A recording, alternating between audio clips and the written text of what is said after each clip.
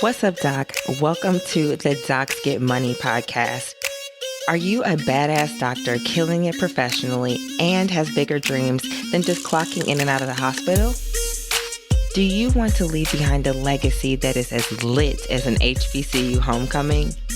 Want to know how other doctors are getting to the big bag? That's right, making 5, 6, and 7 figures without putting on the white coat? If you answered yes to any of these questions, then you're in the right place. I'm your host, Kimberly, but you can call me Kim or KB. I went from being a burnt out and overwhelmed emergency physician to the founder and CEO of 2 6-figure non-clinical companies and beating burnout along the way. I'm also your business coach, here to help you make money moves to change the world. This podcast isn't just about making money, though. It's about leveling up your life, mindset, and bank account so you can build an empire that's as iconic as Beyonce. You ready? Let's get into it. Hey, Doc. Burned out? Ready to just burn the whole hospital down? Well, let's start a fire. Okay, no, not in the hospital, but in your bank account. And from side hustler to CEO, my signature one-on-one business coaching program, you'll transform your burnout into a fire and start your own profitable coaching, consulting, or midterm rental business and make clinical cash in 90 days or less. That's right, 4 or 5 figures in 90 days or less. This is only for doctors who are done being overworked and undervalued and need a way out of the hospital now. With your fire offer, you're not just dreaming about escaping clinical practice, you're building your own emergency exit. In 90 days, you could be your own boss, making bank, and actually enjoying your life again. So are you ready to swap those singed scrubs for CEO status? Then hit me up at Dr. Kimberly B on Instagram with the word burn, and let's turn that burnout into the bag. Welcome back to another episode of the Docs Get Money podcast. I am so excited to have one of my other little magicians behind the scenes that I have. I call them my board of directors here. I have Samantha Gregory. She is my tech genius, my tech wizard, my tech BFF. Literally, and I believe that's still the name of the business right now. So yes, okay, she's not in her head, yes, for those of you guys who are listening. But I wanted to have her on today's episode because I understand that being online, especially as a digital entrepreneur where everybody is really selling their goods and really making so much money on online spaces, if technology is not your natural inclination or your strong suit, then that's going to be a barrier to entry, period, point blank. So the fact that you're even listening to a podcast is probably even a miracle for some people, but understanding how to really navigate websites and, like I said, social media, things like that can be a barrier for entry. But people like Samantha Gregory exist. And so that's why I wanted to have her on today's podcast. So I'm going to let her introduce herself. She is a woman of many, many different talents. And yeah, I'll let you take it from there, Sam.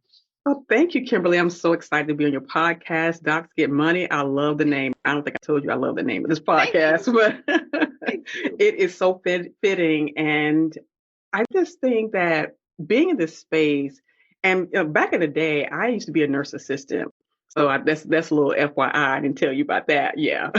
Look, I was working in a nursing home and everything, hated it. But at this point, I knew I had to pivot and find something else because even though healthcare is, I think, amazing, and I learned a lot, stuff I still use today that that's just not my forte. So tech is my thing, and that is why I think I excel in. It's like one of my zones of genius. I think I have about 2 or 3.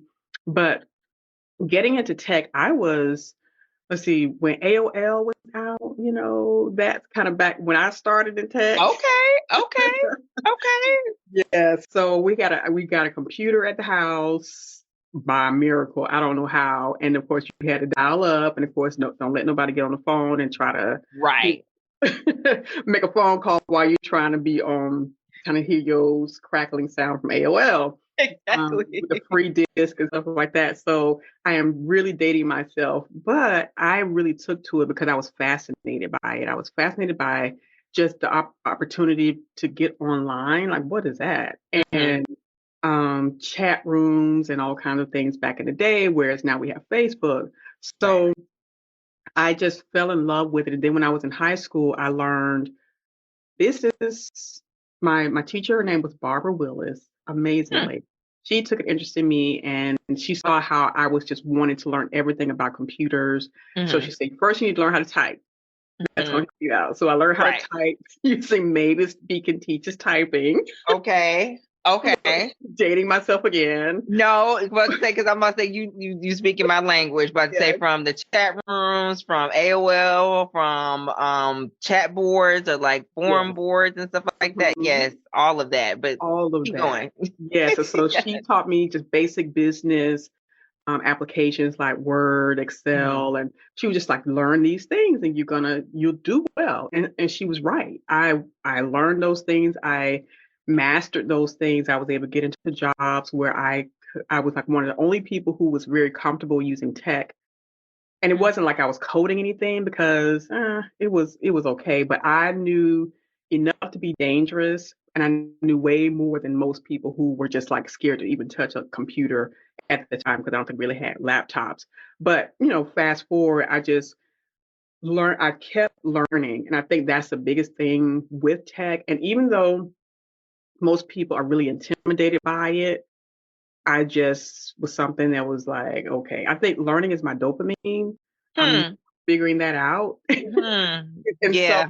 it gave me a buzz every time I was learning a new software, a new way to do something. And so I'm self-taught in most of the things that I do. I did not go to school for computers. I did not get a lot of certificates or anything like that. I learned on the job because it was a wild, wild west of technology. And so I was right on my horse learning everything that I could, the things that I wanted to learn because I didn't want to get bogged down with the back end, the coding, even though I learned a little bit of HTML and stuff like that. But I just kept going until SharePoint, Microsoft SharePoint. A lot of people know about it, most people don't. But it was an enterprise business system that I learned, and I started not just learning it, but I started teaching people how to use it. I started doing corporate trainings and everything like that.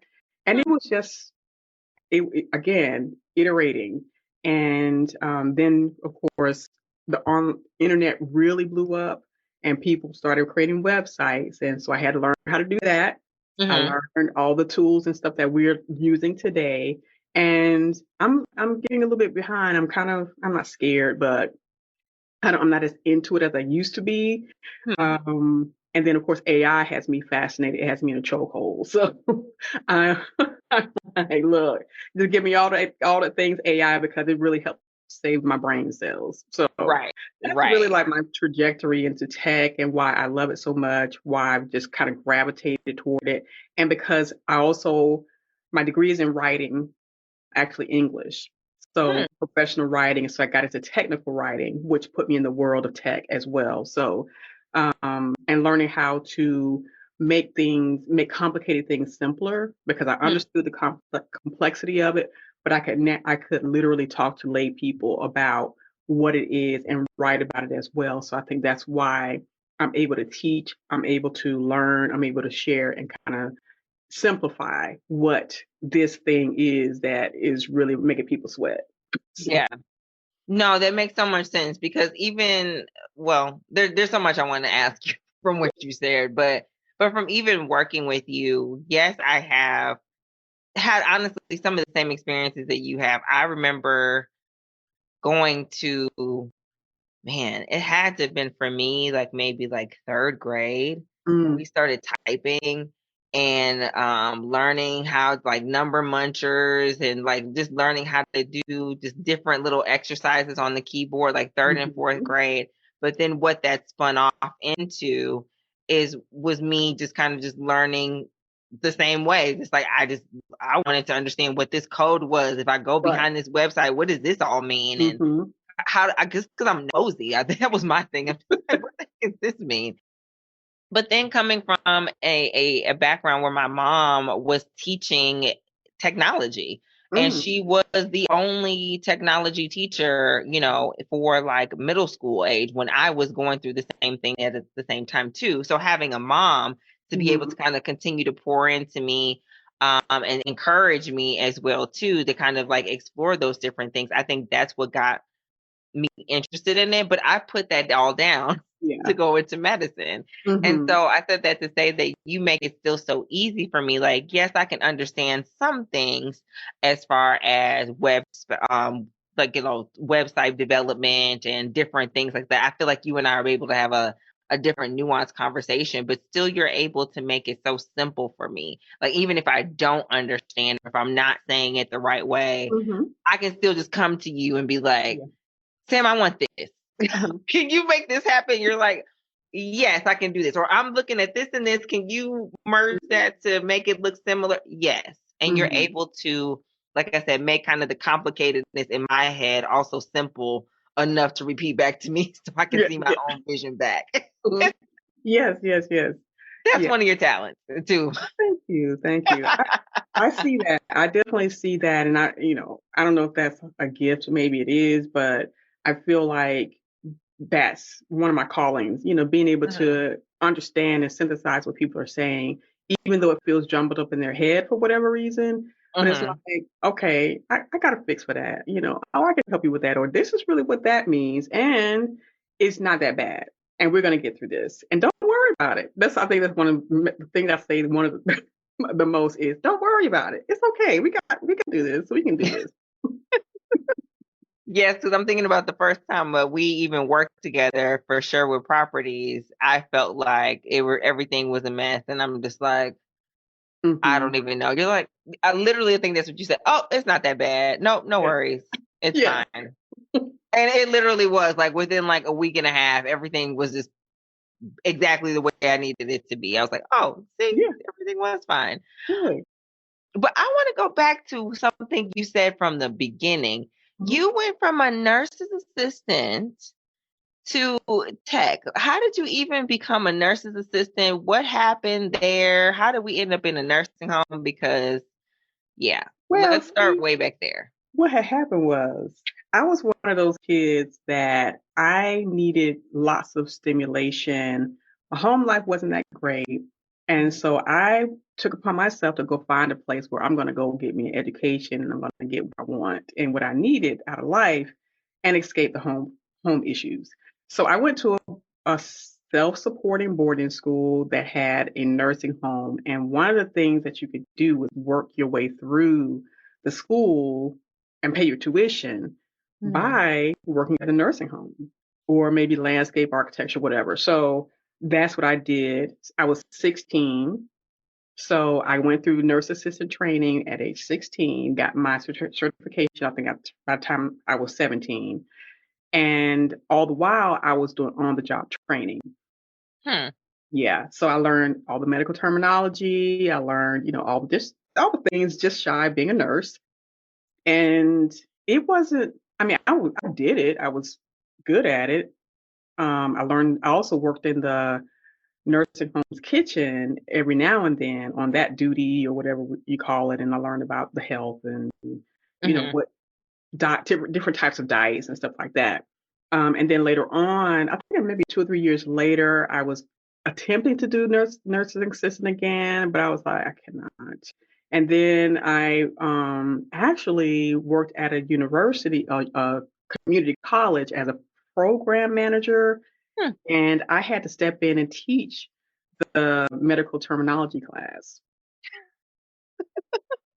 So when I tell you background is varied, like sometimes Very varied. I'm like, why do I know this? But I had to remember I've done a lot in my life. So that's why I know these things. You've worn a lot of different hats, including teaching medical terminology. I didn't even Yes. know that. I didn't Yes. even realize that. That's really cool. So I guess let me ask you this. So you your business is called My Tech BFF, right? Well, officially is Blyss Tech Solutions, but also call it my Tech BFF. Tell me how you got your name of your business. Well, like interacting with you, I found that when I talk to my clients and I'm able to talk them off the ledge and keep them from throwing their laptop out the window, because they're so stressed out about technology, I see myself coming in as a good friend or best friend, your tech BFF, to help you understand you first of all, champion you, and make sure that what I'm teaching you or sharing with you or even building for you is something that you can walk away with and feel really good about. So and I think that's what a best friend does. They're your cheerleader, they're your motivator, they're your encourager, they're the people that you actually literally get value from, and because you're also giving value as well. So Tech BFF was born, and I think one of my clients, I think she literally calls me that. Oh, this is my Tech BFF, you know.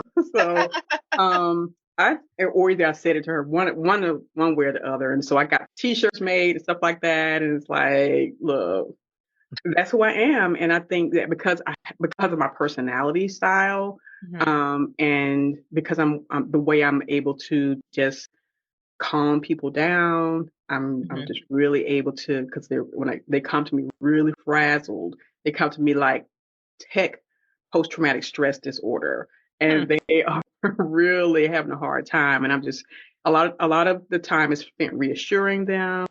You didn't break anything. It's fixable. We can.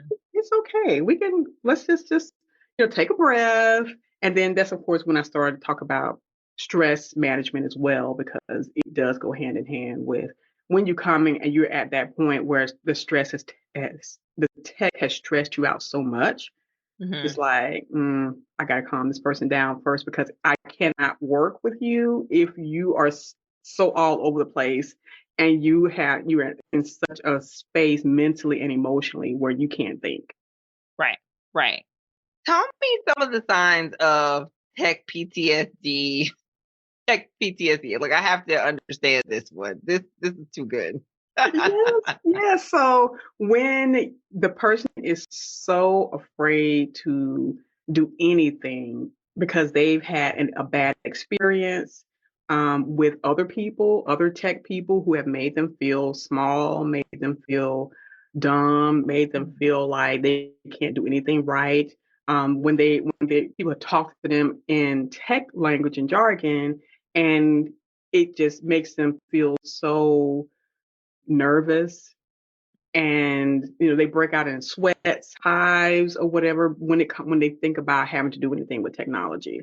And that's pretty sad, because again, and maybe because maybe my customer service background, that's another thing, that's another story.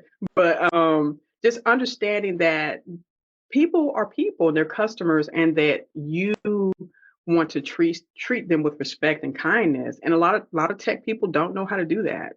Yeah. And it's hard, to when you have someone that's come from that space and they're kind of expecting you to be the same way, but then I have to reassure them, no, I'm not like that.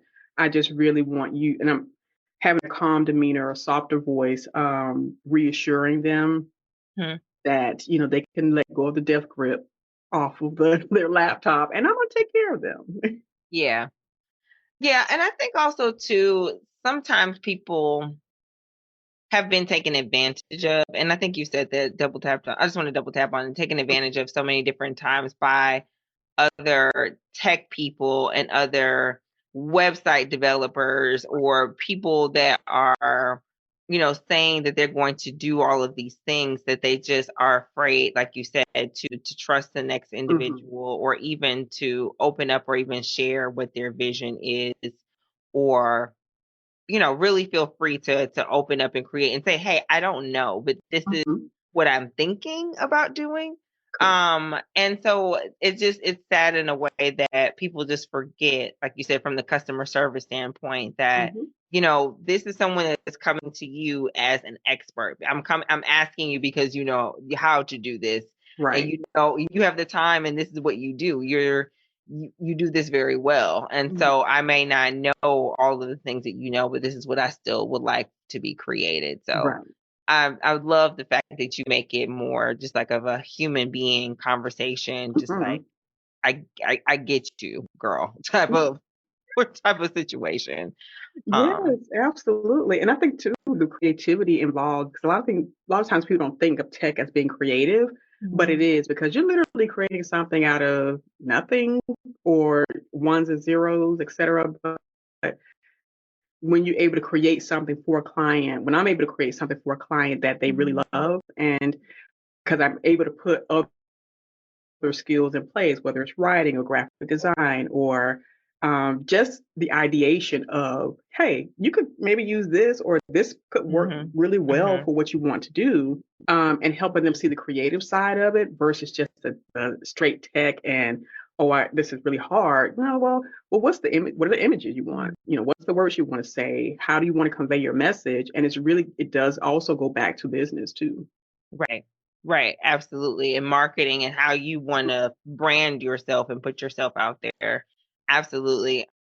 I was actually going to bring up, so I know I'm not the only physician that you work with, but I guess in working with other physicians, maybe what commonalities do you see with working with other physicians or doctors, and maybe some of the similar struggles that you see that we are maybe all kind of going with our tech right now that you could help Sure. with? So I think some similarities is attention to detail.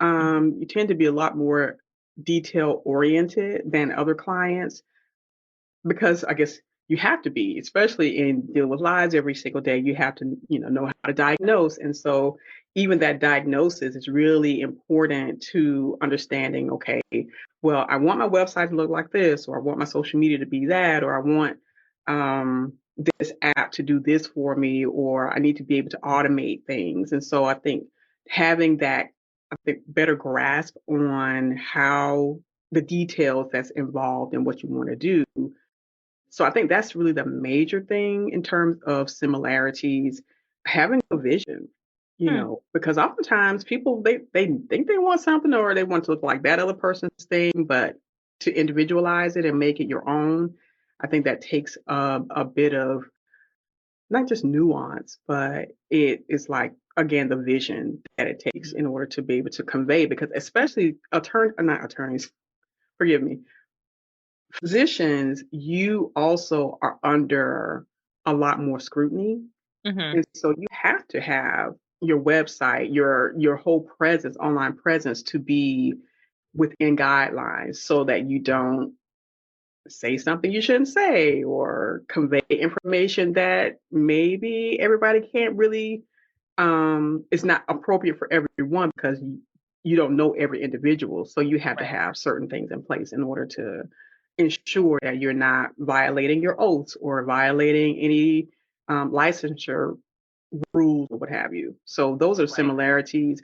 But I also see on the other side that you do require and need to have and maybe a broader view of what the Mhm. project is so that even though you have your details and a little bit more streamlined, sometimes you got to loosen up a little bit and be able to see a lot more and see what other tools that would be beneficial to help you reach your vision.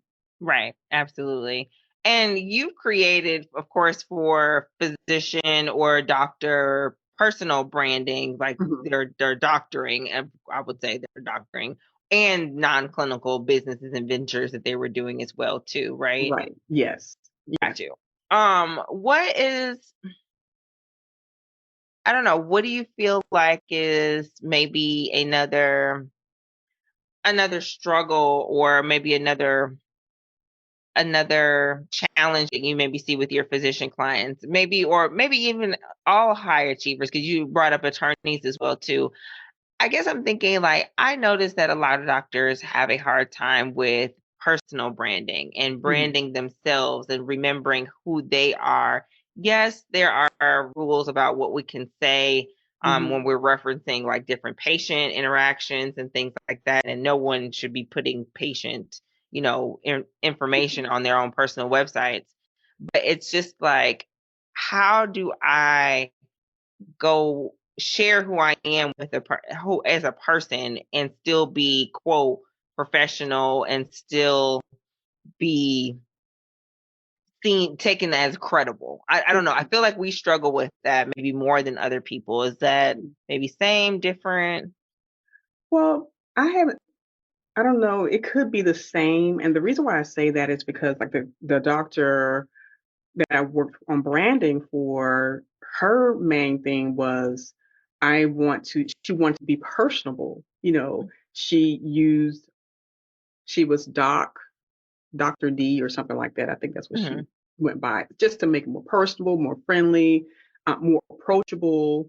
And she was getting media attention, television, segments and stuff like that, what she was, going for. And so, but still being able to talk about her practice, talk about the general issues that, potential patients may have in a friendly, easy to understand way, so that if they had questions or they can come to her for further, more individualized care, then they could do that. So I think it's in creating your persona, or not even persona, but really bringing yourself forward as an individual, being approachable and being able to articulate that, because, and not, not the jargon, not the med speak, but being able to say, hey, I understand that these types of patients that I see typically have this type of problem, and these are some of the ways that we can help them.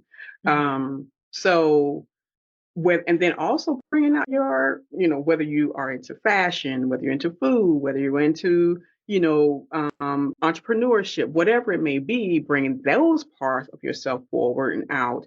If you have a family, if you enjoy vacationing, travel, or what have you, then those things also are very important, because people want to know at the end of the day, I'm dealing with someone who is also human and don't have a God complex, and cannot relate to me. Right. Exactly. 100%. 100%. Okay. Awesome. Sam, that was really, really great advice. So my question is if there's a doctor that's listening that is like, okay, I am interested now. I've been thinking about getting into my own website design, or, at least approaching my own website and making myself more Googleable. What are some of the steps that you would say that they should take right now in order to start doing that? I would say start off with a one pager. There's several like small mini websites that you can create and begin to get your presence out there. So start with a smaller website or one pager that just lists like who you are, what you enjoy, just like we just talked about, making yourself more personable, like really cool images, etc. And start with your online presence, social media wise, if that's what you want to do. Now, some people may not want to do that, but if that's something that you want to do and you want to build a following, then just start that or revamp what you already have and really update your social media, not platforms, but update your social media so that the about section. And then from there, reach out to someone like me. But before you even do that, kind of look at example websites that you like, that you want to model after, and then start gathering those things up, gathering information about who you are, your bio, get your bio written. That's more than medical. It's not a resume. It's like, who are you? And I hate to say, what are your accomplishments, but like, what are the things you're proud of, that you've done in your life? And if that's what you want to talk about, and be the physician, I'm a physician, and, not just I'm in this one space, but make who you are for real. Like, authenticity is so important. And then when you have all the information and you want to have a conversation with a web developer or branding specialist or someone like that, then you'll have this information all ready to go. And I think it'll cut the time that it takes, the back and forth, because physicians are busy. That's one of the things. One of the things I should have mentioned earlier. Physicians are busy, and they often don't have time to review and that deadline slip, because an emergency or days and days and days where you are on duty and you really cannot do anything but focus on your patients. And so you really making sure that in the beginning you have a good idea of what you already want. If you get if you can write it yourself or use chat gpt or get a writer, then do that so that you can get your copy, which is all the wording for your website or for whatever else is you want to do, have that already done so that it's just like a drop paste copy paste into this website or whatever else you want to do. So, and then know how you want to learn about funnels. That's important. Which is, how do you get people from social media to your website to into your newsletter and then becoming a client of yours if that's what you're wanting. So I think thinking through those things is some of the first steps I would take. And I know I said a lot, but it just boils down to get a one-page presence. It's a one-page website, update your social media, and then really take a look at what type of web presence you want to have for your website, et cetera, and then get your images and your copy written if you're sure about that. I love that. I absolutely love that. And I would strongly recommend to even my clients to just do a one pager, like you said, too. It should basically be your name, maybe a brief blurb about you. If you want to keep it super professional, you can have them to reach out to you for email to get a copy of your CV if they're looking at hiring you. And that is really about it. That's what I recommend for at least other doctors that I work around or work with. But that's so cool to make sure that you match your social media with that, because I think too, if you're not ready to fully invest in a website, so many people are really investing in their social media, meaning like their LinkedIn pages. They're investing in making sure that they have a really tight LinkedIn presence. They make sure that they have a Facebook presence, which is all well and good. But my thing is that God forbid if Mark Zuckerberg or Elon Musk or whatever decided to shut down, said social media platform, or your hospital got taken over by some sort of a bot or some sort of a hack. Where are people going to find you? And so you should be able to have your own drx.com where you are, there, and you have your own information and your own place to be found, like I said, despite, whatever social media platform may pop up at the end of the day. That's my thought of it all as well, too. So. And also having your own mailing list, because the people who come through your website, if you're not capturing them in some way by offering a one-pager checklist or what have you, then that's missed opportunities for people who could become your clients later on. So having your own mailing list and mailing, because social media, that's not a mailing list. You all those people who followers, if they're not on your mailing list, well, they belong to whatever social media platform you're on. Right. So making sure that's a part of your marketing and yes, your business, because the money is in the list. Yeah. So making sure that's a whole separate podcast. We can talk about email marketing on a whole separate podcast. Yes. So true. Well, you know what? That brings up to another thing, though, is that yes, we're talking about websites and web design, and that is, of course, a lot of your expertise and your know-how, Sam. But talk to me a little bit more about some of the other things that you do behind the scenes, I think, to help make these things that we're putting into place sustainable. Because yes, of course, we may have hired you or hired a web consultant to build all of these fancy things, but how do we keep it running? How is it not taking up 7 hours of my day to keep my website up and running? Right. So like you said, other than having a web developer, having automations in place so that when someone does come to your website and the pop-up happens and then they put their email in, it automatically sends them an email and then sends them maybe 2 or 3 more emails in a sequence.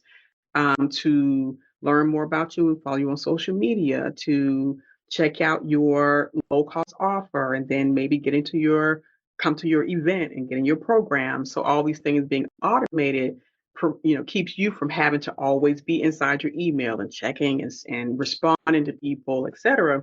And even with social media, there's like mini chat where it'll automatically just respond for you. Someone sends you a DM, and sometimes even in the comment section, it will automatically create a comment for you. So little things like that are make a big difference in your time management and stress management, which is the other thing that I like talking about because that's huge with Right. working doctors, working women, working people, period. But I focus on mostly Gen X and millennial women who are overwhelmed, overworked, and over it at this point in time because they have been doing so much in their business, in their life, because not only are we taking care of business, we're taking care of people. Mm-hmm. And that also erodes our energy and makes it more difficult and more challenging to be present for ourselves. And so you really have to prioritize your self care as well. Yeah, absolutely. I'm a nerd, so you can talk to me about automations all day long. I know sometimes that will make people like just glaze over, just like Right. automation. That's really how I feel like if I was talking to a neurologist about what lesion somebody had in the brain in order to have their stroke, I will like, kind of glaze over sometimes. But automations have made things so much easier. And then now, what you were talking about, AI kind of has you in a chokehold, and it has me in a chokehold as well too. Kind of combining automations with AI and how much time that's saving people now. How have you been able to kind of combine the two things together? Mine is using the bots in terms of social media for the most part. When someone has an inquiry, and I actually built a mini chat bot. It's been a couple months ago now where I was able to, when someone like says they want more information, have all of the different offers that I have, not the same or in the same setting, but talk to me or schedule an appointment or download this freebie or what have you. So that was, I thought, really good, and it lets people know that there's somebody here. They may not be able to answer you right away, but you can check these things out until that person, till the person is available or till I'm available. So that's really one of the main ways. And then learning how to use like the large language models, which is ChatGPT or Claude or Perplexity, and getting them to write my content for social media. And then like one of my favorite, oh my God, my favorite tools is called Flick Tech Social. And it's a social media scheduling website. And it has AI built in. They also have where now they can start creating carousel posts for you, the graphics, and then it writes not just one thing for Instagram, but it also writes for LinkedIn and Twitter, and it does threads, and it does it like from one little thing that you put in. So I'm like, okay, and then you can schedule it. And it tells you the optimal time to schedule it and everything. So that's like one of the other tools that I really like that integrates AI. So that's what I kind of look for, the tools that integrate AI into to automation so that, again, less brain power that I have to use. But of course, you still, because you're human, you have the ideas, you have the emotions, you have the thought process behind it. Yes, it can help you relieve some of the mental tension that happens. But I really like that I can just give it my idea and it can come up with like hundreds of pieces of content for me. I love that. For those of you who are not watching, you guys are just listening. I just had to slide and just Google Flick really quickly. And I'm like, this looks very, very, very interesting. I love the fact that it's a scheduler. It can help with hashtags, caption writing. For those of you who are listening who are more advanced in social media and who have maybe been out there for a little while longer, and are looking for a way to kind of manage all of the things that you're doing. And I think that something like Flick is going to be something that maybe something you're interested in to kind of spread your voice out there. For someone that's brand new to social media and are just now deciding to put their name and their face out there, this may be very overwhelming to start with. But yeah, this is definitely great for someone that has, like I said, at least a couple of social media channels that they like to communicate on and want to make sure that they're being consistent on several different types of platforms as well too. This is really, really great advice. But I love to see how, like you're saying, that the AI and automation is working together now to make things more seamless, because you put one idea in there and then you're able to create multiple different pieces of content and then schedule it, which is an automation. So then you just put one thing in there and then just set it and forget it. And you barely had to kind of use, any real brain energy and effort.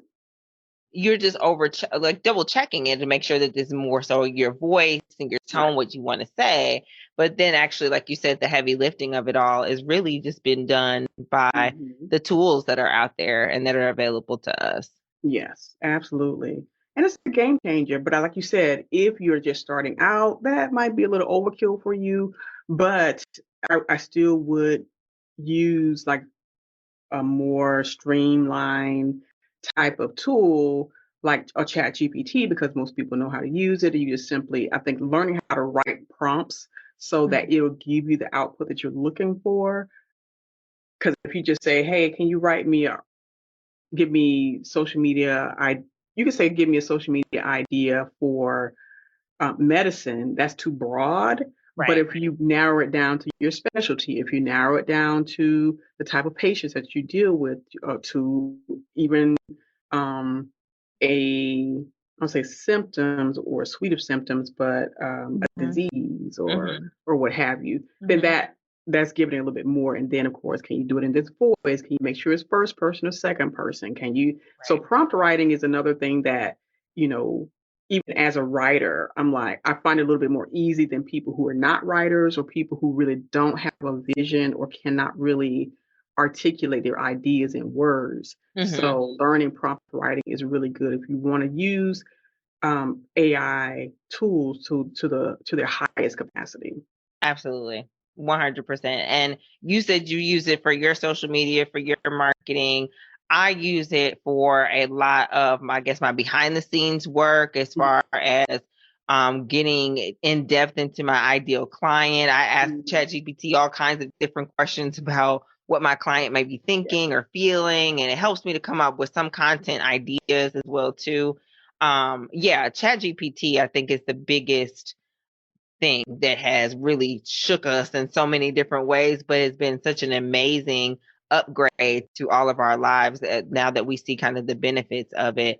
I think it's getting a bad rap in the medical world right now because we're worried about, from the healthcare standpoint, how it's going to all play out. But from everything else, it sounds like from business, from even educational reasons, that this has been, like I said, AI has been huge. So yeah, thanks for bringing that up for sure. What else would you like to share with the Docs Get Money audience today, Sam? Like I said, you're such a wealth of information. Well, I think that when you are, no matter what sphere you're in, whether you're trying to catch up with technology, if you're trying to build a website, if you're looking at your mental, emotional, spiritual health in the form of self-care, making that your priority. Because at the end of the day, you can spend so much time, energy, and effort on your job or on building your business or taking care of other people, period, family, friends, or what have you, that you start to burn out and neglect yourself. And finding that time for yourself is harder and harder because you have all these things stacked up on your plate until you crash and burn, and then you're forced to do it. So better to do preventive than, of course, you guys know this, preventive than trying to fix a problem, which is more expensive. So taking your time, taking time out, and I heard somebody say, take a green break, going outside, getting some fresh air, and Yeah. really learning meditation and honing in and reconnecting with yourself, because you're the only person you're going to be with for the rest of your life. So you might as well make the most of it, and start loving yourself and the process of getting to know yourself. So I think that's one of the main things I always try to bring home to people is I may be a tech BFF, but I got to be my own BFF first. That's I important. like that. Yeah. That's so good. That's so true. And thank you for bringing up burnout. I think burnout, of course, is one of the reasons why I'm sitting here in front of you as a entrepreneur, as a doctor, things like that, because of the burnout that I personally experienced. But of course, burnout is going on rampantly throughout so many different industries right now. I think it's almost like a generational or an adult wide thing right now, where it's just like we're all just kind of burnt to a crisp. Yes. So being able to remember that we do need to take care of ourselves first, and it's not just, ooh, going to go get your nails done, ooh, going to the spa, going to get a pedicure every couple of weeks. Yes, and what are you really doing to take care of yourself in the middle of all of that? So thank you for that reminder on that. I know that you double tap on that with your clients as well too, and I know that's really huge for you. But I guess, what's your connection with self-care? Could you share a little bit more about your story about why self-care is so important to you? Oh, absolutely. So I was always an anxious child and very stressed out. I didn't know why, but I was, and it wasn't because I was scary or anything, but it was just like hypersensitive, highly sensitive to everything around me. And then it kind of caught up with me. So by the time I was 32, I went into perimenopause, but then my doctor was like, no, you're in like early menopause, full menopause, or whatever. And it was because of stress. It was because of burnout. It was because I was doing all the things for everyone, but I had never learned how to take time for myself to really care for myself, because I was always taught, oh, you need to love everybody before you love yourself. And if you love yourself, it's selfish. And just all the things, the dogma and ideology that I grew up in church and home and school and all the places. And then, of course, being a Black woman, that also has another layer of responsibility for the entire community on your back, because you're supposed to be a strong Black woman, and you're supposed to be the one that holds everybody up. And so I really bought into that until I was at one point, I said, you know what, I'm not a strong Black woman. I refuse to be that. And I read the poem, The Strong Black Woman is Dead. And I was like, yeah, because everything that she went through, I was like, I cannot. And then close friends died.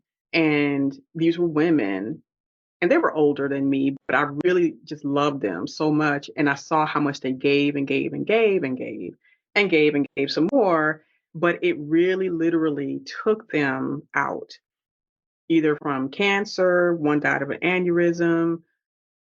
And then I've seen the other ones just really struggle to find themselves and really love themselves and become the highest, the best version of themselves, because they were shell of themselves, after all was said and done. And the funeral was over and the people went on with their lives. And I said, well, no, that cannot be me.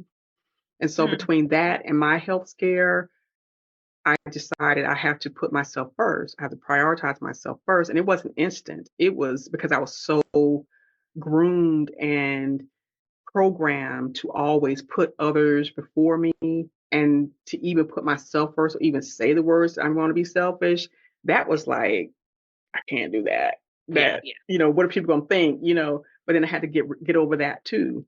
Get over what people think and start caring more about what you think about what's happening in your life and how it's going to impact you in the long run, from not just a health perspective, but from a emotional and spiritual perspective as well. So, and mental, because now I've found out that I'm probably undiagnosed with ADHD.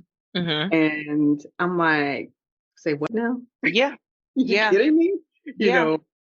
talked to my best friend. She's like, "Oh, you didn't know?" I was like, it would have been nice if somebody had brought this up and like said something, but I was told me that. Yeah. And a couple other people were like, "You didn't know that?" I was like, "No." Oh, I thought what I was doing was just normal, but it wasn't. So Right. now I'm, working through all of that too. Thank you for sharing that, Sam, because I have seen a lot more of my friends and my colleagues, even at our big old age of 30s, 40s, 50s, just now really being diagnosed, like I said, like you said, with ADHD and even some mood disorders like depression, anxiety, things that have been likely going on for years that, like you said, we are just seasoned to believe because we are Black women, because we are, I'll say Black, first of all, and because we are women, second of all, and probably third of all, high achievers. Yeah. On top of that, we have like all of these different masks that we have been socialized to put on those things. And so for you to bring that up and say that that was something that you are currently going through, I just want to say that I can identify as well too. And like I said, I do know even physician and doctor colleagues that are going through the same things.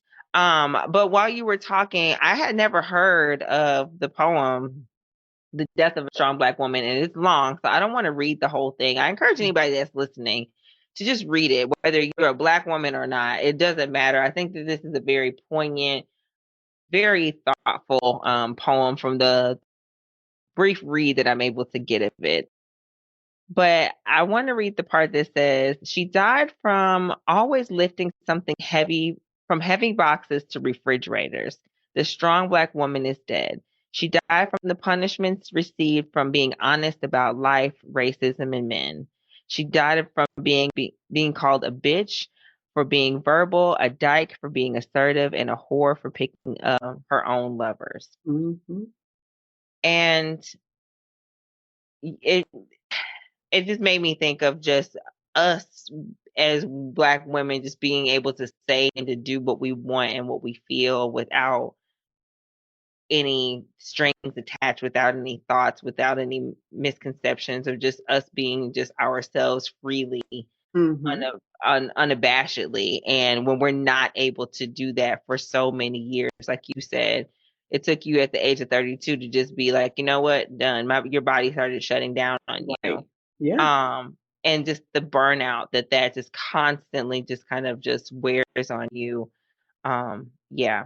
So thank you again for sharing with us not only what caused that for you, but also, why self-care is so important to you. I'm going to definitely read this poem because I feel like I'm already kind of identifying. Look, it is eye-opening. It is a slap in the face, really, because it forces you to open your eyes and see just how much we do, how much we sacrifice, how much we give, and how little we receive or get back for the work and energy and effort that we put into the labor. And that's like the word that I use a lot, the labor that we use and we expend for other people, and even be to the point where we are like the mules of the world, and how people want to keep us in that position. And as we fight to get out of that position, the backlash that we get from just wanting to live and just really be seen as human. And I'm like, how can I literally, I am a human being. I am not a mule. I am not a human doing. And I have feelings and emotions in my body when it starts to break down and tell on me from what various ailments, issues, problems, and then to be denied the opportunity to even go see about that because I got to take care of everybody else. No, that no longer works for me. Right. 100%. And I think this is just an act of resistance. I think one, for Black women to be entrepreneurs, number one. And I think not just Black women, but I think Black women physicians to be entrepreneurs, because we are also the healers of our country, of our world, of our people, as well too, of our families.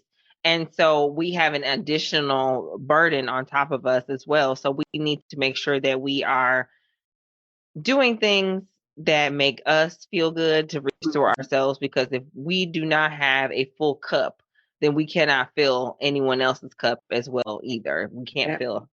So we just can't do it. So absolutely. Absolutely. Sam, thank you so much for joining me to another episode of the Docs Get Money podcast. If there was someone that's listening that wanted to get in touch with you for any of the services that you offer, one, could you share with them exactly what services you do offer, and then two, the best way for people to find you on these social medias and the interwebs? Okay, yes. So I offer, tech wellness, and as a tech BFF. And what that means is I offer tech strategy, support, solution, and training for women-owned businesses who are tech stressed and really want the relief. And so I share my strategies and tips for helping you with your tech stack, which means all the tools and resources that you use to create your online business, and also to help you with the stress management and work-life balance as well. I offer coaching in that realm. And you can find me on samanthagregory.com.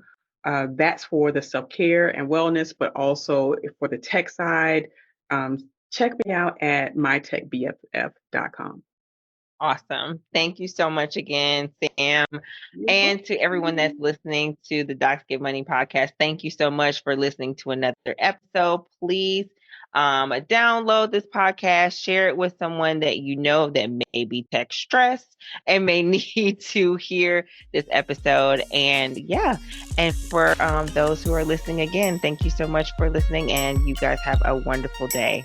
Awesome. Bye. Bye. Thank you for listening to the Docs Get Money podcast.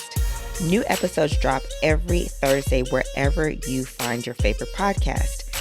Share, comment, follow, and subscribe to the Docs Get Money podcast wherever you get your podcasts. And if you want to know more, visit me, Dr. Kimberly Brown, at KimberlyBrownMD.com, and be sure to follow me at Dr. Kimberly B on Instagram. And until next time, let's go get this money, honey.